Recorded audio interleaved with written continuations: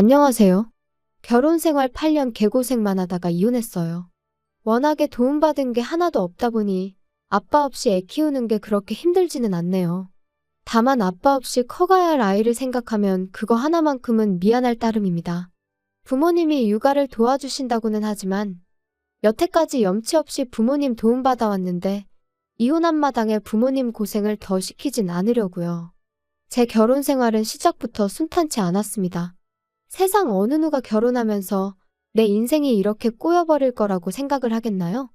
저 또한 남편과 결혼 준비를 하면서 앞으로 펼쳐질 행복하고 밝은 미래만 생각했어요. 한참 결혼 준비할 당시에 남편이 시부모님한테 결혼 자금으로 얼마 정도 받을 수 있다는 말을 꺼냈을 때 조금 부담스러웠습니다. 저희 집이 찢어지게 가난한 건 아니었지만 시댁과 비교했을 때 비교적 여유가 없는 편이었거든요. 애초에 저는 결혼할 때 집에서 지원을 받아오기보단 어떻게든 저희들 힘으로만 해결해 볼 계획이었어요. 그런데 남편이 집에서 큰 돈을 받아온다고 하니 괜히 부모님께 부담을 드리는 것 같아서 마음이 무거웠어요. 남편한테 솔직하게 나는 집에서 지원을 받아올 상황이 아니니 그냥 우리 힘으로 시작하는 게 어떻냐고 물었습니다.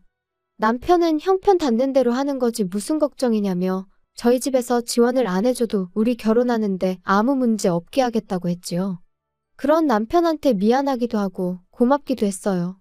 그런데 결혼 준비가 막바지에 다다르는 가운데 시부모님이 난데없이 지원해주겠다고 하던 돈을 안 주겠다고 나오더라고요. 정확히는 말을 바꾼 거였어요. 돈이 없으면 몸으로 때우라는 논리였는지 시댁에 들어와서 살라고 하더라고요. 말을 꺼내놓은 게 있으니 남편은 많이 당황한 듯 보였으나 저는 저대로 오히려 마음이 편해졌어요. 애초에 부모님 도움 없이 결혼하길 바라기도 했었고 반반 결혼을 못한다고 해서 시댁에 얹혀 살고 싶은 마음은 더더욱이 없었으니까요. 이 사실을 알게 된 저희 부모님께서 저한테 많이 미안해하셨어요. 빚을 내서라도 반반 결혼을 하는 게 어떻겠냐고 하셨는데 제가 빌리나 부모님이 빌리나 빌린 돈을 갚아야 하는 건 똑같으니 그럴 필요 없다고 했습니다. 돈을 못 해주신 대신 부모님께서 회사 다니는 저를 대신해 부동산 여기저기 돌아다니면서 신혼집으로 괜찮은 매물을 몇 개 알아와 주셨어요. 그렇게 직장인 전세 대출을 받아서 모자란 돈을 메꾸고 신혼집을 구해 결혼을 하게 되었습니다. 신혼여행은 해외로 다녀오려고 했는데 상황이 이렇게 되는 바람에 그냥 국내로 짧게 다녀왔어요.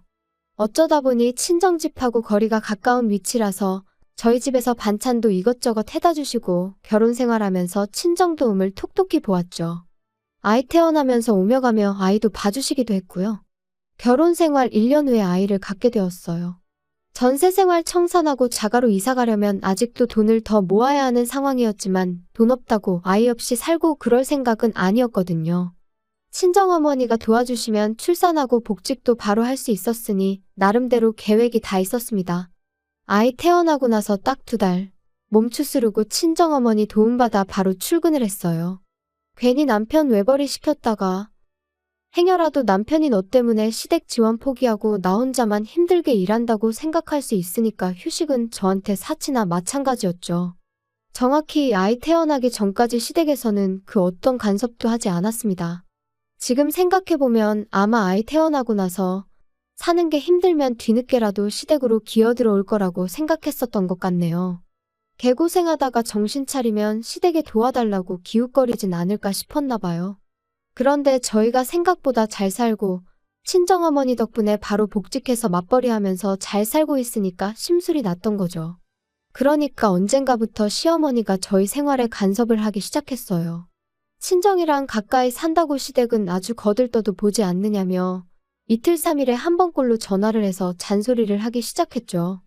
그전까지는 시댁에 간다고 연락이라도 하면 같이 살기 싫어서 집 나가 사는 것들이 뭐가 좋다고 우리 집에 올 생각을 하냐며 오지 말라고 했던 사람이 말을 싹 바꿔서 저희가 친정만 챙기고 시댁을 소홀히 하는 것처럼 말하니 어이가 없더라고요. 남편과 상의 후에 2, 3주에 한 번은 무조건 시댁에 다녀오기로 했어요. 매주 시댁에 다녀오는 건 사실상 불가능한 일이고 한 달에 한 번은 너무 뜨문뜨문 가는 게 아닌가 싶어서 그렇게 정했던 겁니다. 그렇다고 저희가 시댁에 간다고 해서 시어머니가 저희를 반겨주거나 한 적은 한 번도 없어요. 아들이랑 손자는 애틋하니 그나마 이뻐해 주셨지만 저는 항상 찬밥 신세였지요. 처음 시댁에 갔을 때 빈손으로 갔다고 욕도 엄청 먹었어요. 시댁에 방문하는데 며느리란 게 어떻게 껌 한 통도 안 사들고 올 수가 있냐면서 친정부모님 거들먹거리면서 예의가 어쩌고 집에서 그렇게 가르치더냐 저쩌고 하면서 타박을 해왔습니다. 친정에서는 저희 어떻게든 뭐 하나라도 아끼게 해주고 싶어서 반찬도 이것저것 챙겨주시고 그랬는데 시댁은 저희한테 항상 무언가를 바라기만 했어요. 시어머니 눈에는 제가 그냥 합가해서 같이 살기 싫어서 아들 꼬셔 집 나가 살고 있는 나쁜 년으로 보였겠지요. 바보 같게도 저는 어떻게든 시어머니 마음을 돌려야겠다고 생각했고 그러려고 애를 많이 썼습니다. 시댁 갈 때마다 시어머니가 좋아한다는 계절 과일이며 제철 음식들 사들고 가고 그랬습니다. 시어머니가 몸이 허한 것 같다 하면 한약도 몇 첩 지어서 가고 그랬어요. 맞벌이를 하고 있긴 했지만 2, 3주에 한 번씩 시댁에 가는 게 부담이 될 정도였지요. 시댁 가서 시어머니 대신 집안일도 해드리고 뭐 김장이 있다거나 큰 집 행사가 있다고 하면 회사에 휴가까지 내서 제가 제일 먼저 달려가 시어머니를 도왔습니다. 하지만 제 정성이 역부족이었는지 시어머니 마음은 좀처럼 열리지 않았어요. 결혼할 때는 제가 남편한테 고맙고 미안해했는데 결혼 후에는 역으로 남편이 저한테 고맙고 미안해했지요. 그렇게 결혼 생활 6년이 지나갔어요. 시댁에 시달려가면서도 열심히 일하고 아끼고 모아서 집을 사게 되었습니다. 대출이 더 늘어나긴 했지만 요즘 애들이 집이 전세면 전세인 대로 아파트가 구리면 구린 대로 그걸 가지고 편을 가르고 놀리고 그런다는 뉴스를 보니 무리를 안 할 수가 없었네요. 그래도 저희 나름대로 행복했는데 큰 사건이 하나 터지고야 말았습니다. 시어머니가 평소보다 더 공격적으로 변하기 시작했어요. 처음에는 저희가 이제 번듯한 집까지 갖게 되었으니 그게 열받아서 저한테 더 모질게 하는구나 싶었는데 가만 보니 했던 말을 자꾸 또 하는가 하기도 하고 뭘 자꾸 깜빡깜빡 하기도 했어요. 시어머니랑 좋은 사이는 아니지만 TV 프로에서 봤던 치매 증상에 대한 내용이랑 거의 맞아떨어지는 부분이 많아서 걱정이 되더라고요. 시어머니는 물론이고 신우랑 아버님, 남편한테도 어머님 병원 한번 다녀와야 하는 거 아니냐고 물어봤는데 다들 하나같이 멀쩡한 사람을 치매 환자로 만드냐며 뭐라고 했었어요. 하지만 날이 갈수록 제가 알고 있던 증상과 똑같은 행동들을 반복하시니 억지로라도 제가 모시고 다녀와야겠다는 생각이 들더라고요. 그리고 우려했던 일이 실제로 벌어지고 말았습니다. 시어머니는 치매를 앓게 되신 거였어요. 치매 판정을 받고 나니 오히려 더 빠르게 증상이 악화되어 갔습니다. 그러던 와중에도 며느리 부려먹겠다는 건 안 까먹는 건지 이제는 평일에도 저를 찾기 시작했어요. 그때도 저는 아무 불만 없이 부를 때마다 시댁에 다녀왔습니다. 그리고 그때부턴 2, 3주에 가던 것도 매주 다녀오게 되었고요. 아무리 시어머니가 저를 괴롭혔다고 해도 치매를 가지고 하늘이 응당한 벌을 내렸다는 생각이 들었다기보단 딱한 마음이 더 컸거든요.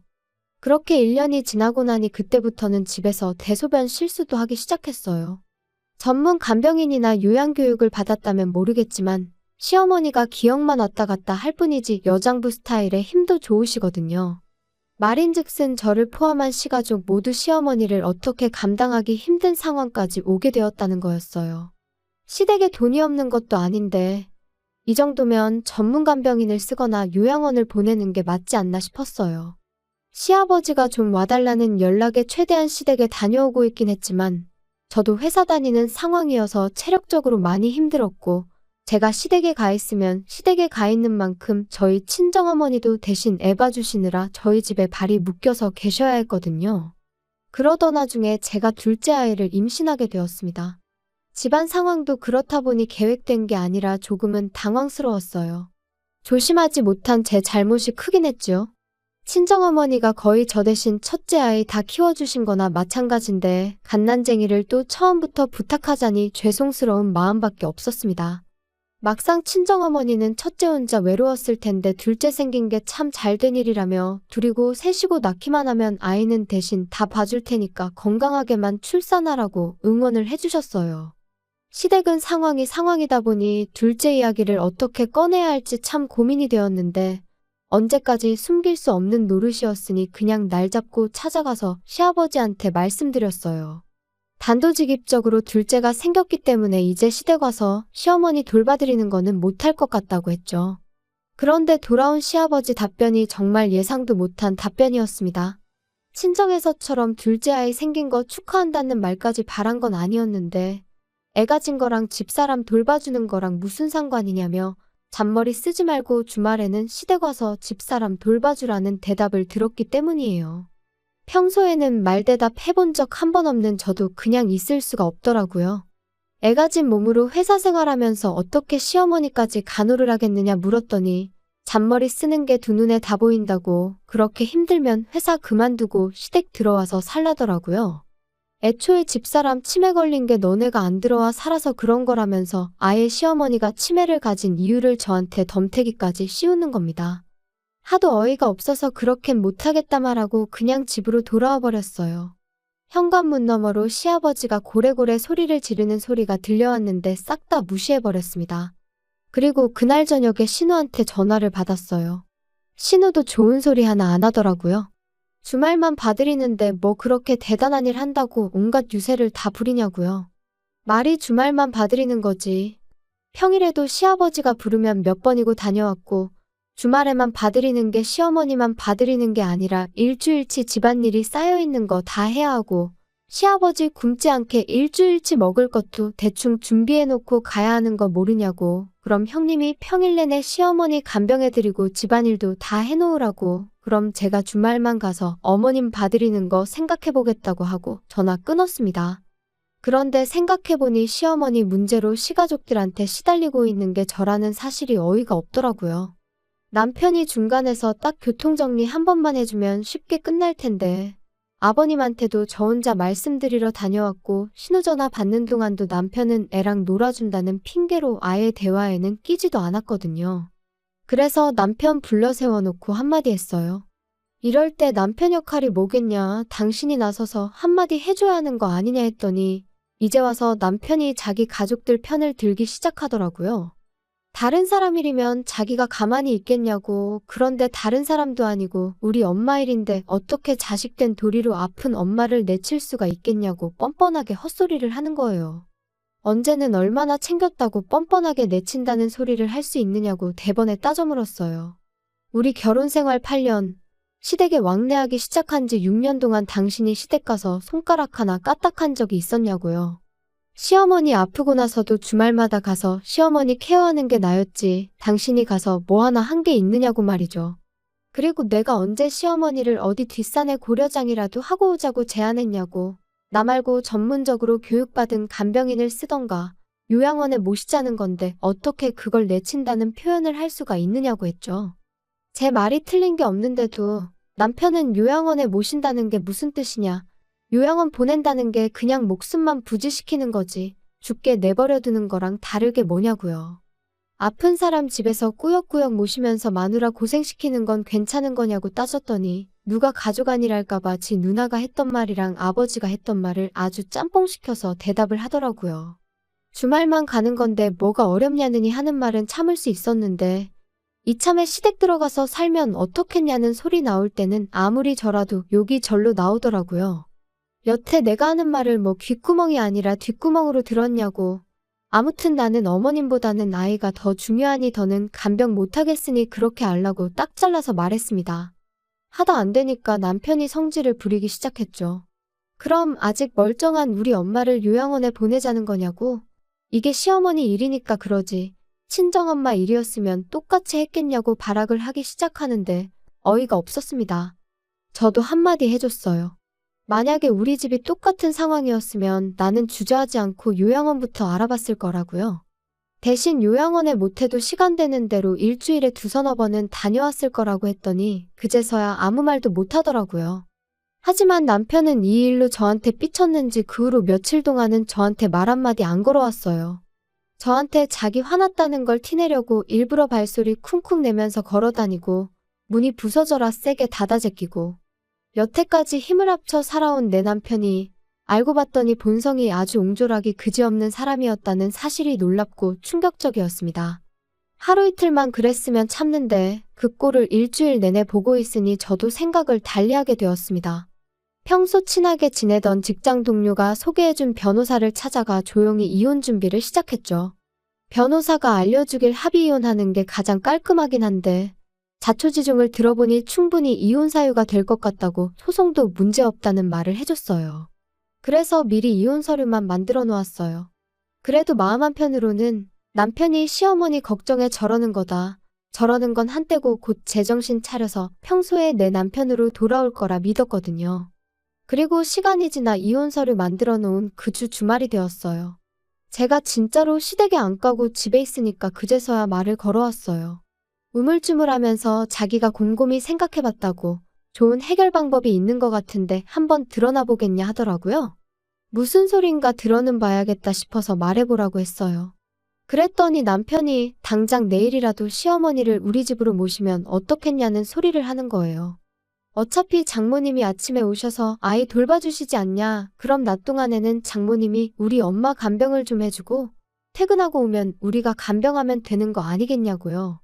시댁에 오며 가며 시간 낭비할 일 없으니까 좋은 아이디어 아니겠냐고 하는데 그걸 해결 방법이라고 떠벌리고 있는 인간을 보니 오만정이 다 떨어지더라고요. 무슨 약이라도 잘못 먹었나 싶기까지 했어요. 그게 아니고서야 어떻게 맨정신으로 저딴 소리를 해결 방법이랍시고 짓거릴 수나 있는지 싶었거든요. 내가 못한다니까 이젠 지 장모, 우리 엄마한테까지 시어머니 간병을 생각하는 인간 꼬라지를 보니 저 자식 입에서는 죽어도 자기 입으로 엄마 간병은 자식인 내가 직접 하겠다는 말은 나올 것처럼 보이지 않았습니다. 요양원에 모신다거나 간병인을 쓴다거나 하는 말은 입 밖에도 꺼내지 않을 거라는 사실은 뭐 안 봐도 비디오였고요. 그래서 미리 준비해 놓았던 이혼 서류를 조용히 내밀었습니다. 남편이 이게 뭐냐고 묻길래 보면 모르겠냐고 이혼 서류라고 대답해줬죠. 이혼 서류를 보면 그나마도 정신 차리겠거니 싶었는데 그게 아니라 세상에 시어머니 병수발 들기 싫어서 이혼하는 며느리가 어디 있냐고 따지고 들더라고요.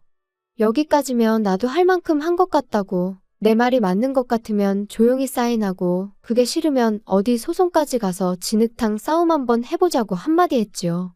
제가 진심인 걸 눈치챈 건지 남편이 그래도 아이를 생각하면 이혼만큼은 하면 안 되는 거 아니겠냐 했죠. 나는 당신한테 충분한 기회를 준 것 같다고, 그렇게 아이를 생각했으면 당신도 나한테 그러면 안 되는 거 아니었냐 했더니 말을 잇지 못하더라고요. 막상 자기를 포함한 시가족들이 저한테 해온 것들이 전부 이혼 사유라는 건 알고 있었는지 남편이 소송까지는 가지 않고 협의 이혼을 하기로 결정되었어요. 8년을 그렇게 푸대접 받으며 꾸역꾸역 버티고 살았는데 이혼하고 나니 하루아침에 남남이 돼버리는데 마음이 착잡하기도 하고 한편으로는 후련하기도 하더라고요. 이혼하고 나서야 왜 시댁에서 시어머니를 요양원에 모시기 싫어했는지 간병인을 구할 생각이 없었는지를 알게 되었어요. 애초에 결혼할 때 시댁에서 해주겠다던 돈이 없는 돈이나 마찬가지였던 거예요. 엄밀히 말하자면 저희 결혼할 때쯤에는 그 돈을 가지고 있던 건 사실이었는데 시어머니가 친하게 지내던 지인분한테 사기를 당하면서 그 돈을 전부 떼먹혔다고 하더라고요. 그러니까 결혼식 날짜까지 잡은 상황에 저희한테 집 해주기로 한 돈은 못 해주니까 집에 들어와서 살라는 식으로 나왔던 거였어요. 게다가 시어머니가 믿었던 지인한테 사기를 당한 충격 때문에 그랬나 그때부터 치매 증상이 조금씩 보이기 시작했었다더군요. 남편이 그 사실을 몰랐을 리는 없고 애초에 시작부터가 거짓말인 결혼이었던 거예요. 나무꾼이 날개옷 숨겨놓은 거 마냥 아이 태어나고 나면 제가 애 때문에라도 계속 견디고 살았겠거니 생각했던 걸까요? 배신감에 치가 떨리지만 이젠 남남이 되었으니 신경 안 쓰고 살려고요. 그냥 늦지 않게 양육비나 제때제때 보내줬으면 좋겠어요. 원하던 대로 시어머니 곁에 붙어서 평생을 간병하게 만들어줬으니 두 부자가 어디 한번 제가 그동안 어떻게 시어머니 수발을 들고 살았는지 뼈저리게 느끼며 저 같은 복덩이를 놓쳐버린 걸 평생 후회하면서 살았으면 좋겠습니다.